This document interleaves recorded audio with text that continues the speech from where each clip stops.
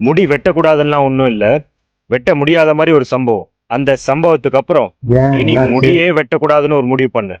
அது என்னன்னா, போன மாசம் ஒரு ரேண்டம் ஞாயிற்றுக்கிழமை முடி வெட்டலான்னு கடைக்கு போனேன். போன இடத்துல சரியான கூட்டம். சரி, நாளைக்கு வெட்டிக்கலான்னு கிளம்பி வந்துட்டேன்.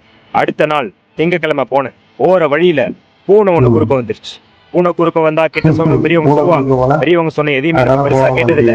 சரி, எதையாச்சும் கேட்போமே சொல்லிட்டு மறுநாள் செவ்வாய்க்கிழமை போனேன். போனா கடை மூடி வச்சிருக்கு. வெளியே ஒரு போர்டு ஒன்று வச்சிருந்தேன், செவ்வாய்க்கிழமை கடை லீவுன்னு சொல்லிட்டு. சரி, பெருசா பொருட்படுத்தல. நாளைக்கு வெட்டிக்கலான்னு கிளம்பி வந்துட்டேன். இப்ப புதன்கிழமை போறேன். போனா கடை இருந்துச்சு, ஆனா ஆள் இல்ல. யாரு சார், முடி வெட்டுற ஒரு ஆள் இல்ல. அக்கம் பக்கம் போய் விசாரிச்சேன். அந்த கடைக்காரர் எங்க சொல்லிட்டு அவங்க சொன்னாங்க, தெரியல அப்படின்னு சொன்னாங்க. ஒரு பேச்சுக்காச்சும் உக்காருங்க, அவர் வெளியே போயிருக்காரு, 2 நிமிஷத்துல வந்து சொல்லல சொல்ல. சரி, ஒருவேளை இதுவும் சிஎம் சாருடைய வேலையா இருக்குமோ நினைச்சுக்கிட்டு அங்கிருந்து கிளம்பி வந்துட்டேன். அடுத்த நாள் வேலைக்கிழமையும் நான் போய் நின்னேன். அன்னைக்கு கடை இருந்துச்சு, முடி வெட்டுறவரும் இருந்தாரு. அப்புறம் என்னன்னு கேட்டீங்கன்னா, கத்திரிக்கோளை காணோம்னு சொன்னாங்க. நல்லவங்களுக்கு சோதனை வரும்னு சொல்லுவாங்க, ஆனா நல்லவங்களுக்கு மட்டும்தான் சோதனை வரும்னு எனக்கு அன்னைக்குதான் தெரிஞ்சது. இவ்வளவு ஆனதுக்கு அப்புறமும் கூட நான் வெள்ளிக்கிழமை போலான்னு இருந்தேன், ஆனா போல. என்னடான்னு கேட்டீங்கன்னா, எனக்கு உடம்பு சரியில்லை. டாக்டரை போய் செக் பண்ணேன். டாக்டர் சொன்னாங்க, உங்களுக்கு சிவியரான கோல்டு இருக்கு, நீங்க இதுக்கப்புறம் 1 வாரத்துக்கு தலைக்கே குளிக்க கூடாது சொல்லிட்டாங்க.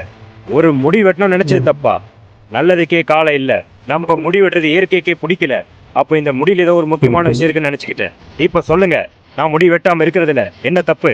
முடி ஏன் வெட்டலன்றதுக்கு 1 வாரத்துக்கான காரணத்தை மட்டும் தான் சொல்லியிருக்கேன். இன்னும் 1 வருஷத்துக்கு என்கிட்ட காரணம் இருக்கு. சொல்றேன், கேக்குறீங்களா?